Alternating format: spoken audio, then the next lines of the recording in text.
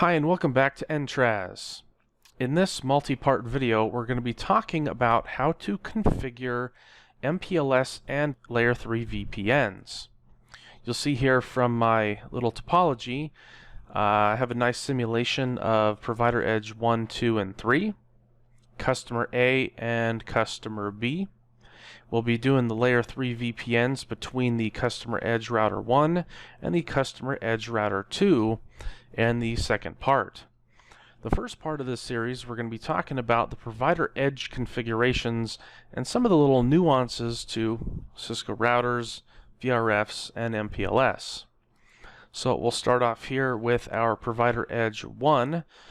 We'll configure our interfaces. So we'll do our interface loopback 0. This will be our router ID for MPLS, BGP, and probably OSPF, but we'll get to that a little later. We'll give this an IP address of 10.0.0.0 with a /32 mask. Most loopbacks, of course, are going to be /32, but in our next video we can talk about making them non/32s and advertising them properly in OSPF. But for now, we'll do 0/0, which is connected between my provider edge devices. IP address 192.0.1.1 with a /30 because we want to keep it a point-to-point. And we also do not want elections to occur in OSPF, so we can change the network type to point-to-point. Next, we'll configure the interface E0/1. We'll configure this with an IP address, but in a moment we'll realize we have to do this all over again. But we'll create a /30 here as well. And we can do an end, show IP interface brief. We can exclude unassigned, and see that now we have our 3 interfaces and the IPs configured. Of course, one of the things you have to be aware of when dealing with MPLS is the VRFs. In this case, you'll see that PE1 is only connected to a single customer, so we'll only have to create a single VRF. For virtual routing and forwarding, we create an IP-based VRF for customer A, and we have to provide a route distinguisher that will distinguish the routes between various clients. So the nice thing about MPLS and VRFs is we can distinguish the routes by appending these extended attributes or extended communities in BGP. So in this case, I will do a 100:1 for VRF-A. Now every time we send the extended communities in BGP, all of our routes in this VRF will have 100:1 appended to it, making it unique on the network. However, one of the things we have to worry about with MPLS and VRFs is the route target imports and exports. So the route distinguisher does nothing by itself. The route target exports and imports allow us to say what we want in that particular VPN community. In this case, we're going to be exporting and importing, so we can use the both command, and we can specify the 100:1. Now keep in mind the route distinguisher distinguishes the routes. The route targets is another arbitrary-esque number. They do not have to match, but it's a good idea for them to match so you can remember the route targets to the route distinguishers. But that's not always the case. So we created our VRF, so we'll do show run section VRF. You'll see here we have our configuration now. A few little things we're going to do here is MPLS LDP, which is the label distribution protocol we will be using. Its router ID is going to be our loopback 0, and we are going to force it. So that will now be our router ID for MPLS. The next part we have to worry about is the underlay for the BGP process. So when it comes to layer 3 VPNs, we really don't have to create a full mesh of kind of weirdness here. We just need to create an internal mp-bgp connection between the provider edges that are connecting to the customer edges. To do that, we will focus on OSPF. So we can come in here and do router OSPF, let's just say it's 1. Now one of the really cool things about OSPF is the MPLS LDP autoconfig command, which will do everything for us. And we'll see that a little bit later.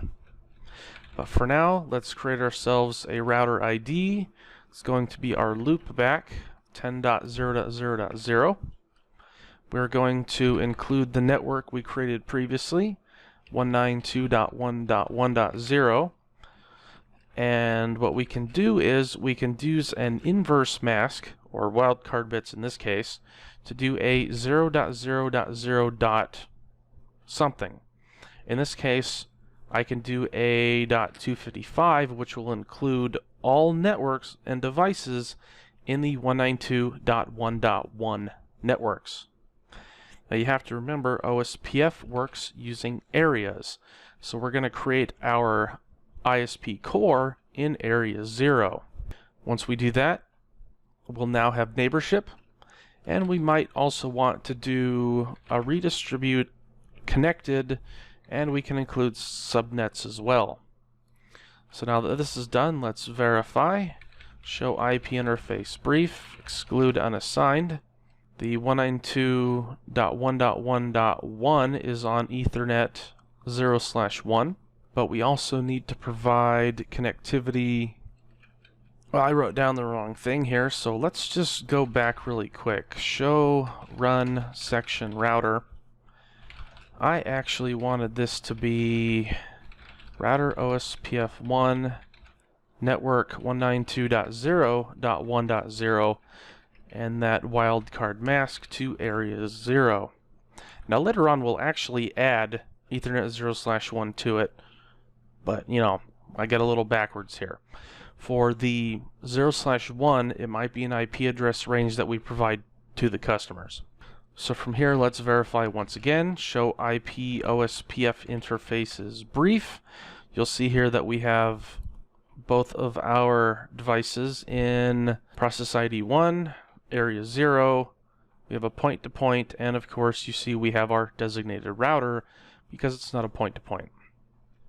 So let's move on to PE2 for the moment. Continue down our configuration path.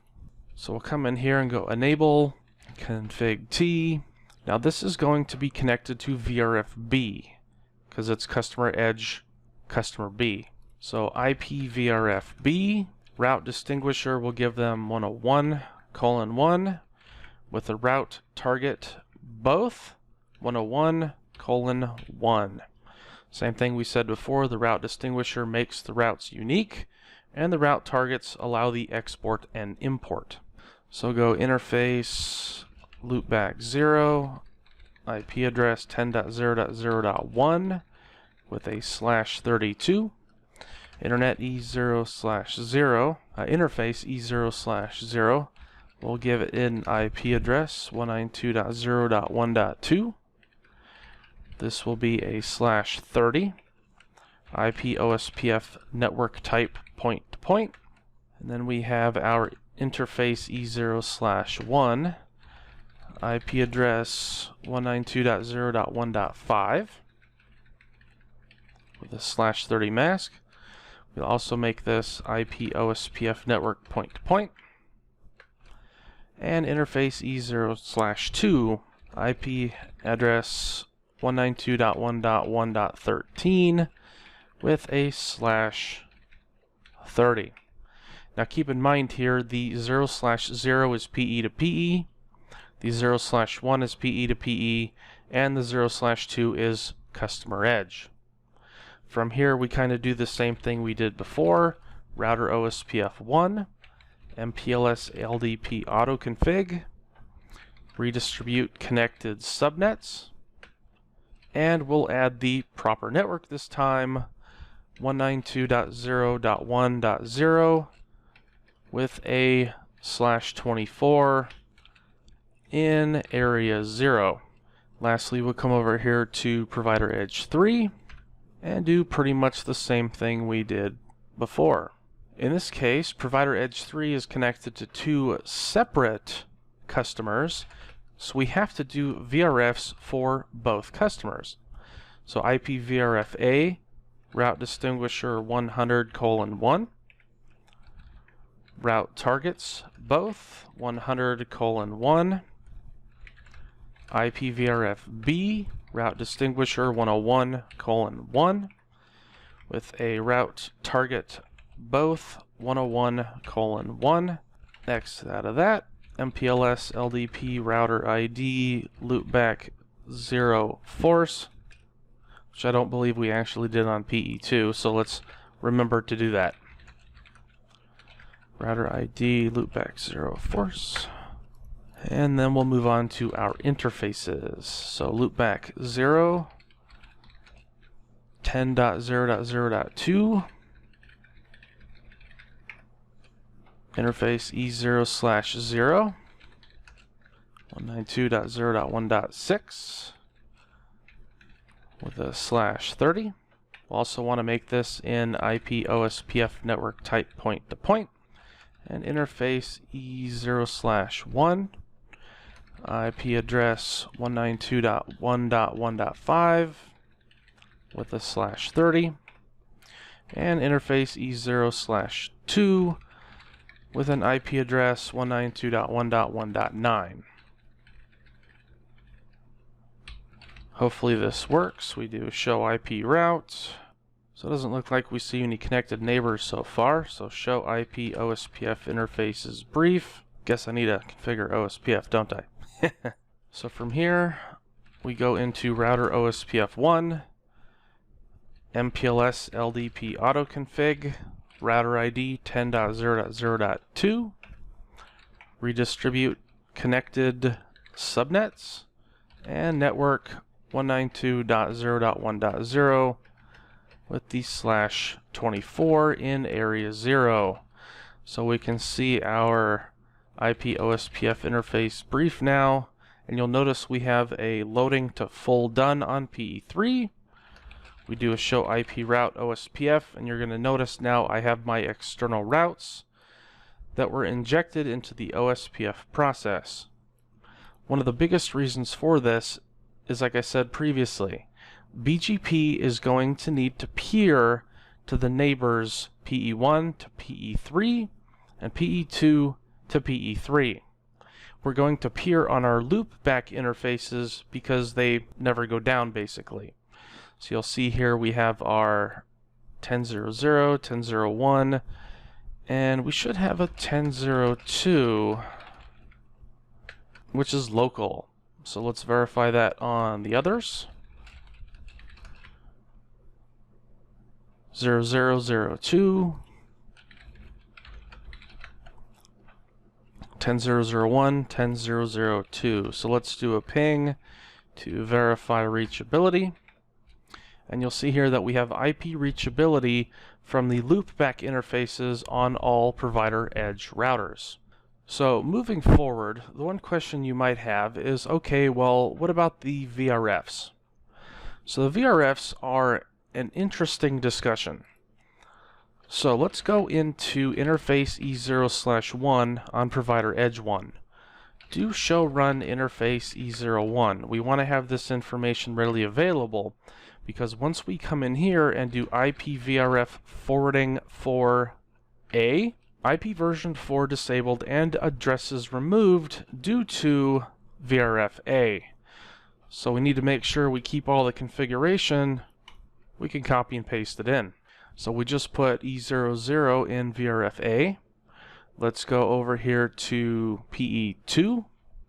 You're going to notice 0/2, interface E0/2, IP VRF forwarding, and then we're going to do B.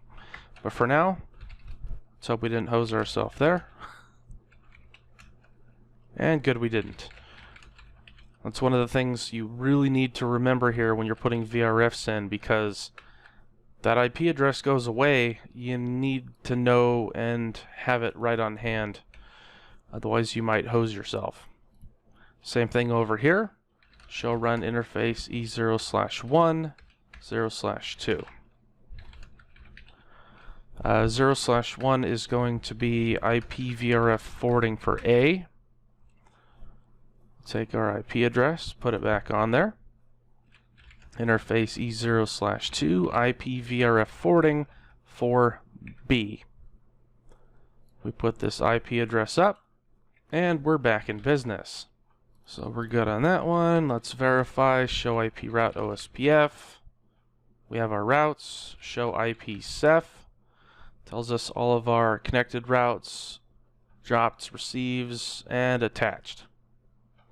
So you'll see here we have the next hop for our prefix and our interfaces. So let's see, show IP MPLS should be show MPLS and the forwarding table. This forwarding table shows us that we are running MPLS and that all of our networks have or do not have labels. Now see here that some don't, some are popped, and some have an actual label. So you'll see here, if we want to go to 10.0.0.2, it's going to use outgoing label 18. So let's see if traceroute works.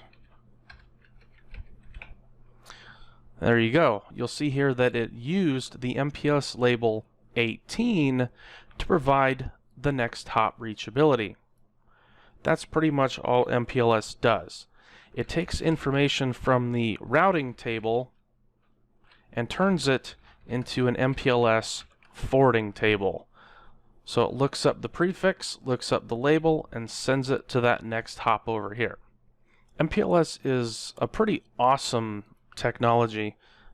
One of the things you do have to remember about MPLS though, if you're not running autoconfig with say OSPF, you have to come in here and do the MPLS IP command on the interface you want to include in MPLS before it'll work. So that's just one of the reasons why I love OSPF when it comes to MPLS, as you see there. So there we kind of have it so far. We have our VRFs configured. We created the VRF, the route distinguisher, and the route target import and export.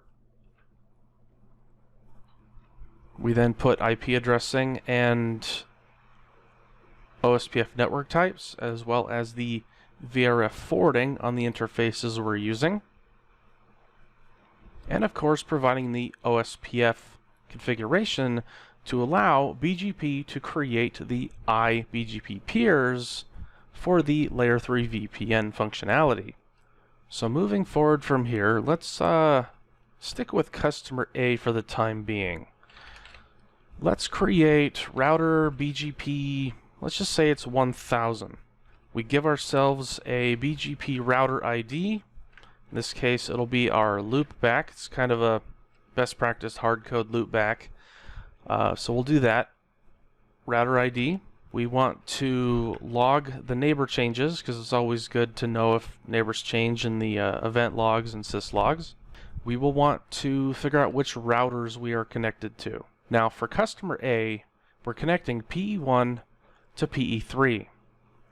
For PE3, show IP interface brief exclude unassigned, we have 10.0.0.2. This is the IP address we're going to use in our neighborship for BGP. So we'll come in here and do neighbor 10.0.0.2. We have to specify a remote autonomous system. In this case, it's iBGP, so we have the same autonomous system.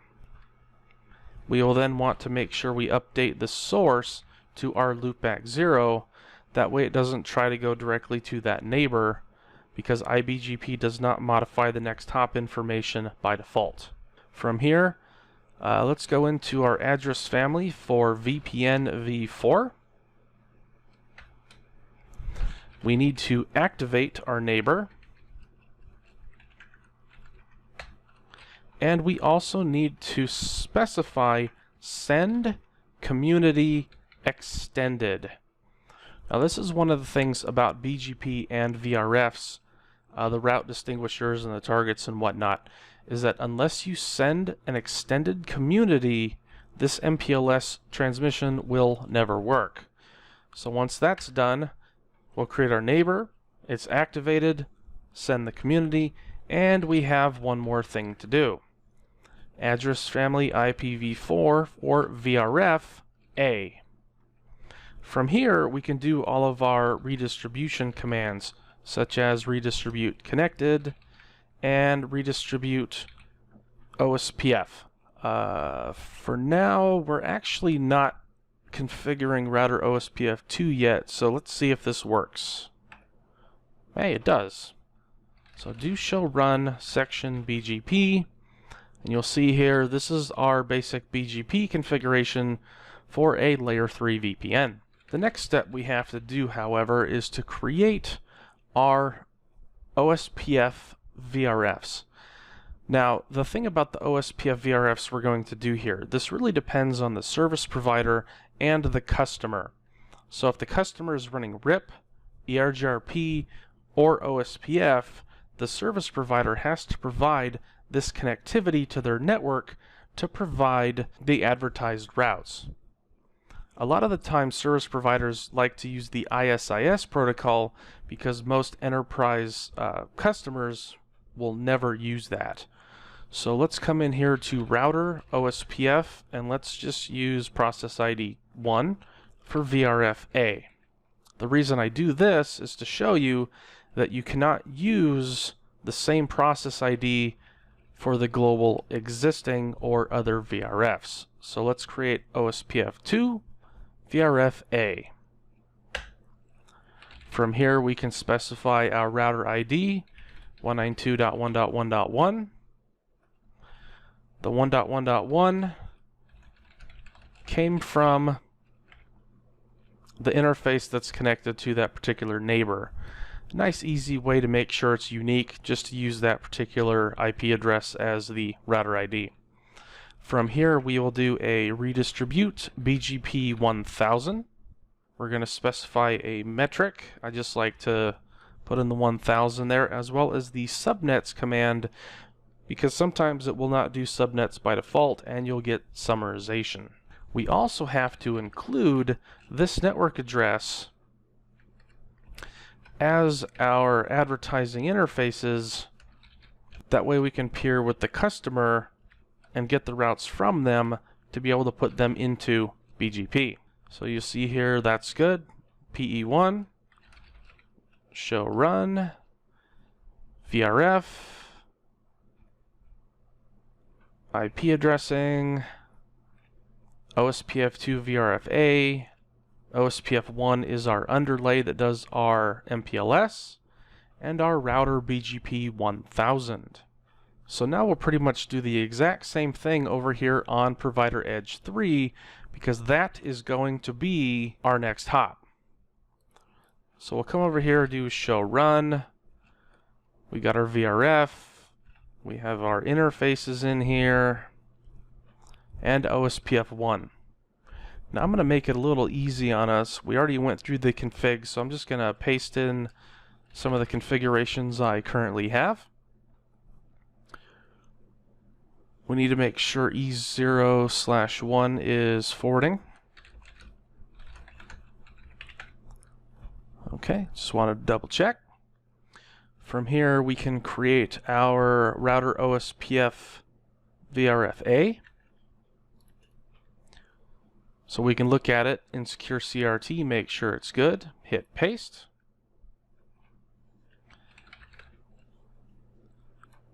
We'll then come over to router BGP.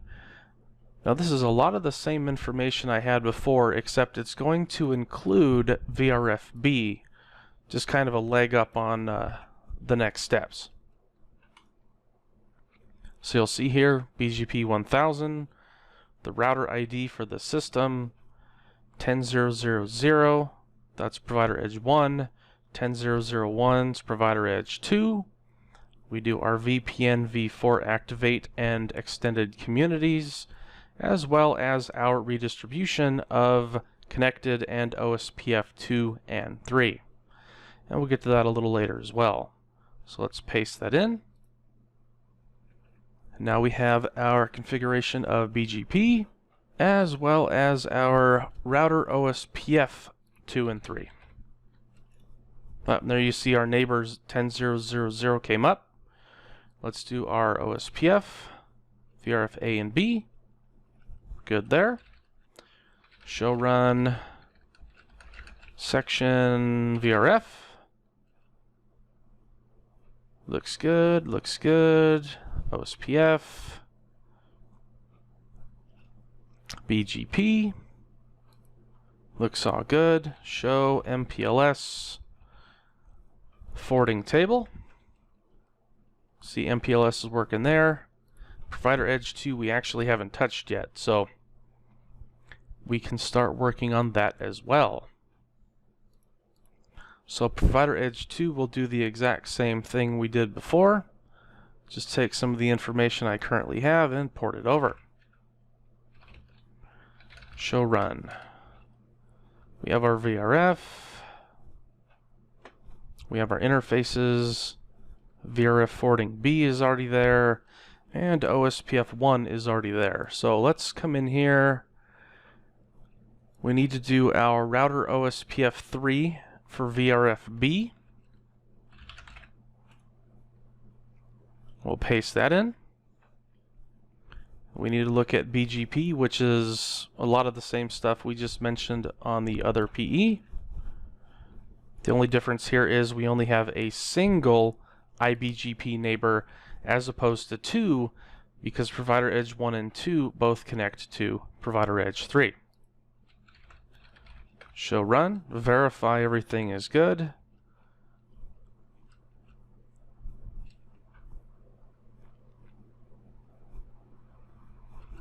And there you go. Don't forget to save your config. Otherwise, if this thing junks out on you, you could lose everything you did. So let's take a look. Show IP-BGP. Nothing there. Show IP-BGP summary. There you go. We have a neighbor and prefixes received. Looks like it's up. Message received. Message sent. Show BGP star all will show us all the information for our VPN v4, and you'll see here that we have our networks, our next hops, metrics, local preference, weight, path, route distinguisher. So you'll see here that we have the route distinguisher of 100:1 default for VRFA. So here's our VRFA information. So let's come over to Provider Edge 3 and do the same thing. Show BGP summary. Looks good. We have our two neighbors. That's good to go. Remember the command we did was the show BGP star all.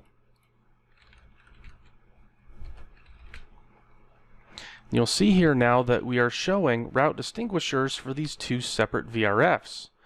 So we can actually overlap our IP addressing in BGP using extended communities, because this route distinguisher makes them unique on each LAN segment.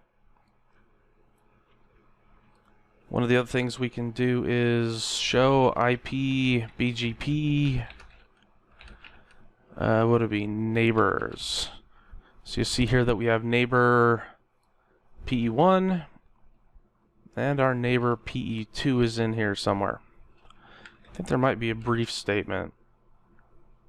No, let's just do 10.0.0.0. Good. 10.0.0.1, and we're also good here. Show IP route gives us our OSPF routes that were injected in. Show IP route VRFA. So you'll see here with the show IP route VRF command, we can see the BGP route that was learned from PE1, 192.1.1.0/30. You'll notice it has a administrative distance of 200, which tells you it's an iBGP connection. Show IP route VRF B, and we see the exact thing from provider edge 2. So now we have our NLRI, or our reachability information for BGP. Now there may be 2 video series to this. We'll see how long it turns out. So if this cuts, check out video 2. Otherwise, let's get into our customer edge configuration. So we'll start over here with CE1. So on CE1, let's check out what we have. Nothing. Everything is blank. So we get to kind of start from scratch. So let's come over here. Let's first do our loopback 0. So we'll do loopback 0 interface, just give it an IP address. And then we'll do a loopback 1 as well. And then how about a loopback 2? Let's just throw a bunch of these in here. So let's do something different. 172.16 with a /12 mask. Yeah, that'll do. Let's try that one out. And of course, we have to have the configuration between our customer edge and provider edge, so Ethernet 0/0. So now we have our 192.112. Let's try to ping. Fingers crossed. Hey, there you go. We have success. So we know we have reachability between our customer edge and provider edge. So let's come in and turn on OSPF. Same type of thing we had before. I'll paste it in here. A couple of things I did so we can get a cool understanding of OSPF and how the areas work. We're going to redistribute connected subnets in case we have any networks we want to include that aren't included via the network statement. In this case, we have the 10 network, 192.1.1, 192.168, and 172.16. So we'll paste this in. And look at that, OSPF adjacency change. Show IP OSPF neighbor, and you'll see that we have our 192.1.1.1. So let's check out PE1. Show IP route VRF A. Alright, so what was our loopback interface? 10.0.0.1. Oh, look at this. You see how you have a 32 here? What if we don't want this 32? What if we don't want our 32 masks? Well, one of the cool things we can do with OSPF at least is we can go into our loopback interfaces and do that IP OSPF network type point to point. So we'll do the same thing on all 3 of our loopbacks.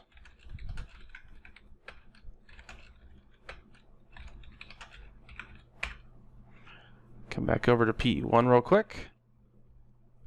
And you're going to notice now it's a /24. So that is one of the nice things. If you want to simulate a /24 network, just turn it into a point-to-point and you're good to go. So let's see, it's PE1. Let's go over here to Customer Edge Router 2. Do the same thing over here. Customer A. Verify what we have configured. Nothing much.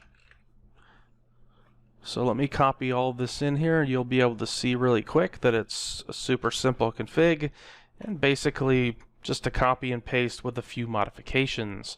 I have a loopback 0, a loopback 1. We have the Ethernet 0, which connects us to our provider edge. And we have our OSPF configuration. So once we come over here and paste this, things come up. Hopefully we have a neighbor state change. Hopefully. There we go. Now we have an OSPF adjacency change. So let's do a show IP route. Oh wow, where did these inter areas come from? Oh, where was that 10 network we saw? Well, that's over here on customer edge 1. Show IP interface brief, exclude unassigned, 10.0.0.1.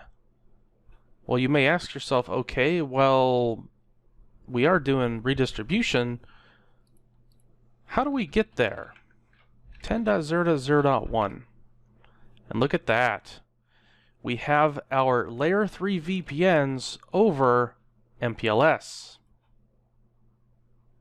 That's one of the nice things about having your provider edges in that show IP. Was it show IP? Nah. Show BGP star all. And we get our route distinguishers telling us how to get to these different networks. Whoops.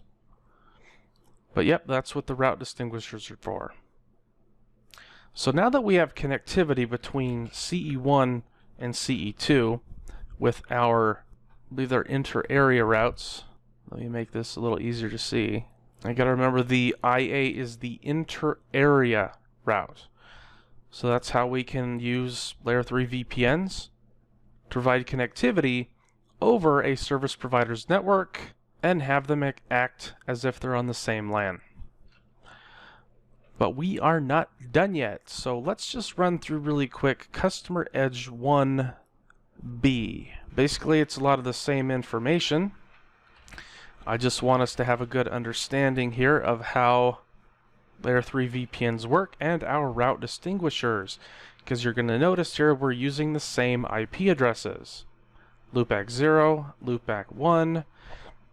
The only major difference here, of course, is the Ethernet 00 has to be unique to the service provider network, as well as the OSPF configuration. So let's paste that in. Come over here to CE2B. We'll copy this information over as well. You're going to notice it's just a little different. We hit paste and show IP route OSPF. Might take a minute. Taking us quite a while. Hopefully we didn't miss anything. Oh, there you go. So you'll see here we have our inter-area routes. 10.0.1.0/24 was actually over here on customer edge B. 10.0.1.1. Trace route 10.0.1.1. And we have communication of our layer 3 VPN. So let's do show IP route OSPF really quick. So it's kind of hard to tell from this point of view. When you're a service provider, you'd be like, well, some of these IP addresses are basically overlapping, you would think. But the nice thing about layer 3 VPNs and route distinguishers, it kind of alleviates some of those issues. Show IP route OSPF, and there's our 10.0.0. So let's take a look at our provider edge 3 and our show BGP star all. So you're going to see here